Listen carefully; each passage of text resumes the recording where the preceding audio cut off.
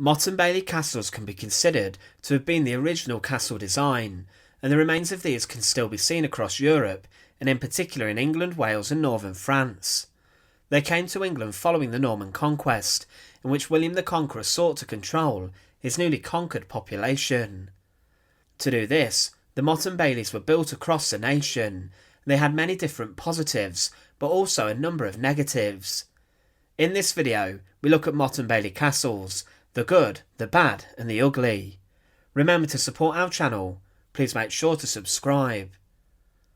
Motte and Baileys were made from two main structures, the motte, a mound or hill, sometimes artificial, and a bailey, an enclosure which was fortified and built next to the motte. On top of the motte was a keep, the main castle building, in which the earls or royalty would live inside of, and inside the bailey was where the garrison would be based.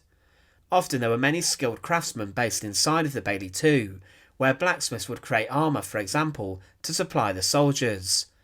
The bailey was protected by a wooden palisade that enclosed the living quarters, and they were seen as a reminder of strength and power of the king. Because of this, they began to become hated by the English population. There were many other features inside of the castle, for example a number of bridges that could be cut that isolated different areas of the fortification if one fell to invaders. Also there were gatehouses and lookout posts for guards to be based. But like any fortification or structure, there were many different positives and negatives of them. Firstly, the good about Motte and Baileys.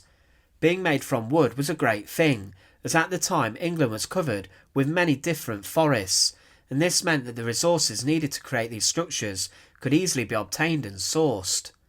Because of this, they were very cheap to build as well, and using an existing mound could be another cost-cutting way of saving money. The earth and timber being nearby also meant that no specialist materials were needed, and they were straightforward to create. Unskilled men would be able to build them, and they didn't need much time to design either, meaning that in a short amount of time a Motte and Bailey castle could be made. The fact they could be built quickly meant that many could be built at the same time, meaning a network of structures could be built over a number of months and years across a whole country. All of these elements made the Motte and Bailey deceivingly difficult to capture and take. The height of the motte and keep meant that defenders had the high ground, and also a number of ditches surrounded the castle could allow attackers to be trapped inside and become easy targets for archers. All of these positives allowed the Normans to increase their control over their nation and to successfully conquest the nation. There were a number of bad points too about the fortifications. Firstly, building a large motte could be incredibly difficult.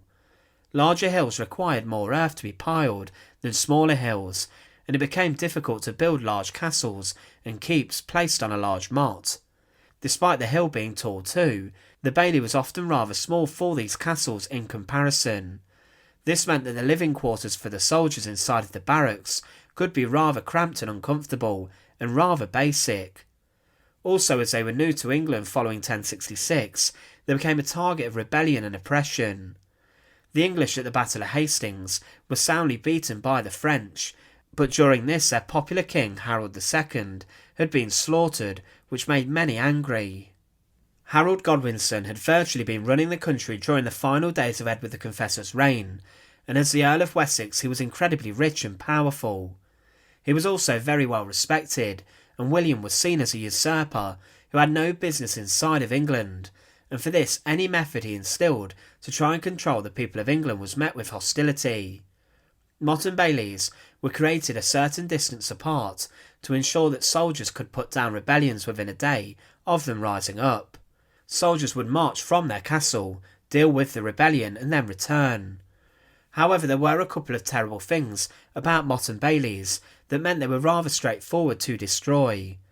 The first is that as they heavily relied on wood and timber, and as they were exclusively wooden structures, they could be burned and fire became a big weakness for them. Attackers learned that using flame arrows could help to burn down the structure, or part of the palisade, which could allow a vulnerable part of the castle to then be breached. Once inside the bailey, the attackers could burn down the different parts, causing chaos and ransacking the structure. Once they were inside, the burning of the castle could be done relatively easy too, once control was established.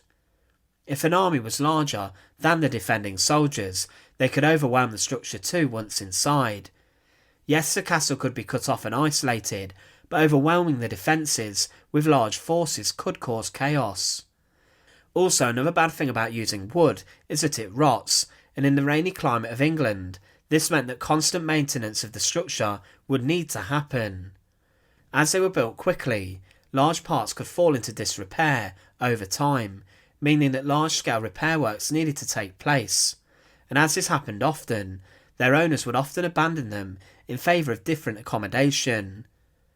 Because of the flaws with the materials being used, eventually the Motte and Bailey fell out of favour and fashion, but many of them were converted to stone castles, with stone keep castles being considered to have been more structurally safe and sound.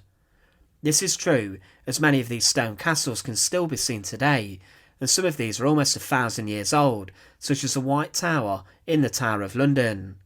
Many stone keeps were built on mottes, where a former timber structure stood. However, the remnants of Motte and Bailey Castles can still be seen today.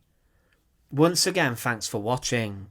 To support our channel, please make sure to subscribe, and once again, thank you so much for watching.